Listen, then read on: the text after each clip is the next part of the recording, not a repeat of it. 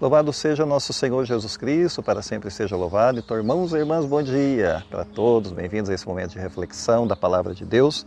Hoje, dia 6, nessa quinta-feira, nós vamos meditar esse Evangelho em Marcos, capítulo 6, do versículo 7 ao versículo 13. Não esqueça de dar o seu gostei, o seu joia e compartilhar esse vídeo com a sua comunidade.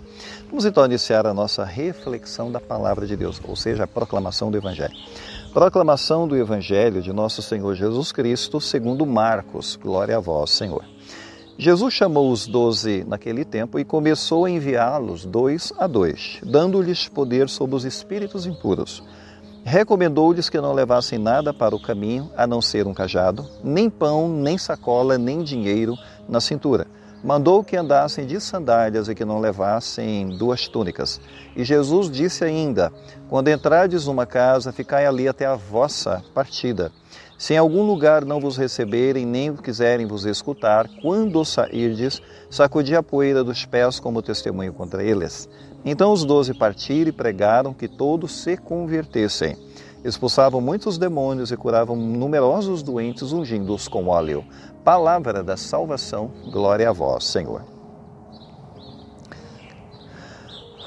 Muito bem, irmãos, hoje essa palavra de Deus para nós em Marcos capítulo 6 nos traz uma mensagem sobre missão, o envio dos 12, 2 a 2.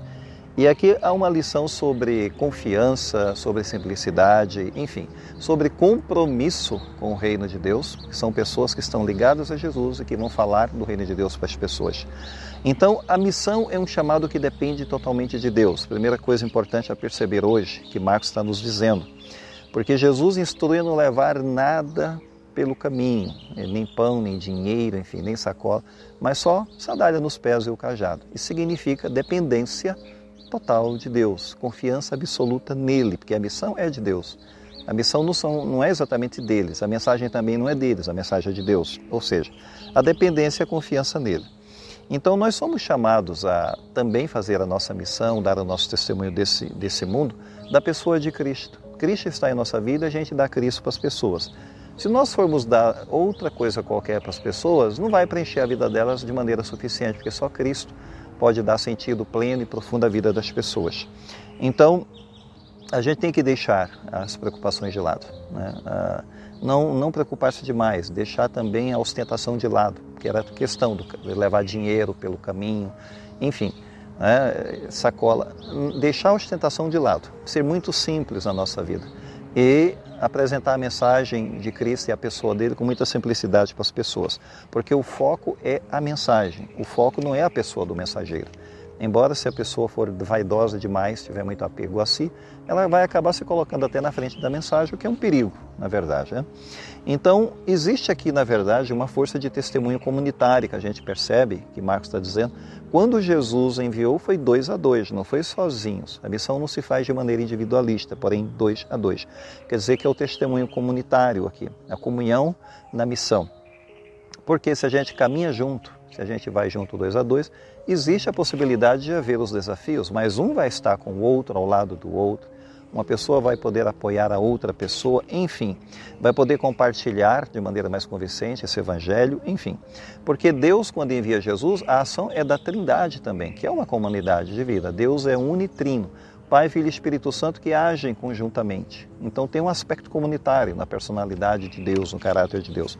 E isso deve ser também entendido aqui nessa missão dos discípulos, porque Jesus Cristo os enviou 2 a 2. Depois, a gente percebe que existe uma outra questão que é a rejeição que vai aparecer ao longo da missão. E Jesus disse o seguinte, abre aspas, se em algum lugar não vos receberem, nem quiserem vos escutar, quando sairdes, sacudi a poeira dos pés. Fecha aspas. Jesus está alertando para uma realidade. O que vai acontecer ao longo do caminho é que nem todos vão aceitar a mensagem. Mas Jesus dá para eles aqui também uma orientação. Sacudo a poeira dos pés, entre aspas, que é uma orientação de Jesus. Ou seja, se eles estão fazendo a parte deles, eles não têm que se responsabilizar se alguém vai aceitar ou não vai aceitar, se vai dizer sim, se vai dizer não. Isso é com as pessoas. Eles não têm que ser responsáveis pela resposta que as pessoas vão dar. né? Se elas vão recusar, sacuda a poeira dos pés, não é? Aqui é uma questão de liberdade interior também. Jesus está preservando a liberdade dos seus discípulos, porque eles não devem se prender a resistências, não devem se prender a críticas, nem o que vai se suceder adiante, porque a missão vai andar. Independentemente se vai ter oposições, críticas, perseguições, a missão deve andar. Pronto, então as oposições e perseguições não devem tirar a paz interior, né, daquele servo de Cristo.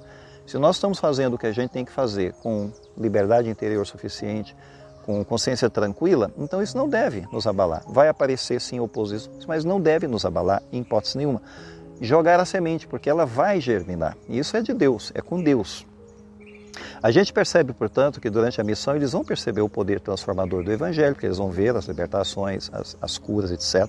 E aqui está, versículo 13, expulsavam muitos demônios, curavam numerosos doentes, ungindo-os com óleo. Fecha aspas, demonstrando claramente que existe um poder e uma eficiência, uma eficácia desse anúncio do Evangelho, da Boa Nova do Reino de Deus. Isso era confirmado com o poder transformador da Palavra de Deus. Apareciam os sinais, os milagres, acompanhado da palavra, não era uma palavra vazia. Era uma palavra que estava transformando a vida humana das pessoas e dando esperança, curas, conversões, libertações, etc. Então, o Evangelho não é só palavras, não, tem ações também. A gente percebe que tem discípulos agindo na vida daquelas pessoas a quem eles foram enviados e as libertações e curas vão aparecendo, quer dizer, ações concretas vão aparecendo também. Portanto, a gente deve ser instrumento de Deus nesse sentido, como os próprios discípulos de Jesus se colocam à disposição dele para serem enviados 2 a 2. Nós temos que ser instrumentos de Deus. Será que estamos sendo na vida comunitária, mesmo na nossa família? É um verdadeiro desafio, né? Ser um instrumento de Deus na família, onde tantas pessoas ignoram a nossa presença, acham que a gente é comum demais, simples demais ou hipócrita demais, não sei, enfim, julgam a gente demais, né? Porque a gente faz parte do meio deles, eles não esperam que nada de interessante apareça no meio deles, né? Parece que o que vem de maravilhoso vem de fora, descido do céu. E Deus pode falar justamente ao nosso lado, no nosso meio. E as pessoas parecem ter preconceitos demais para não aceitar isso, não é? A nossa sociedade também, que é preconceituosa e oferece um grande desafio para a gente. Mas a gente não deve temer, a gente deve enfrentar essas barreiras, esses preconceitos e lançar a semente, que é o que Cristo quer, lançar a semente. Mas a gente confia em Deus suficiente para isso? Será que a gente confia na presença do irmão, daquele 2 a 2, daquele que está junto com a gente, para nos ajudar a ter força, coragem e perseverança? Vamos pensar nessa realidade e não vamos deixar de testemunhar Cristo, apesar dos desafios. Vamos concluir a nossa reflexão pedindo a bênção de Deus agora, para terminar esse momento de meditação da palavra. Não deixe de dar o seu gostei para esse vídeo. O Senhor esteja convosco, Ele está no meio de nós. Abençoe-vos Deus Todo-Poderoso, o Pai, o Filho e o Espírito Santo. Amém. Fiquemos em paz, o Senhor nos acompanhe.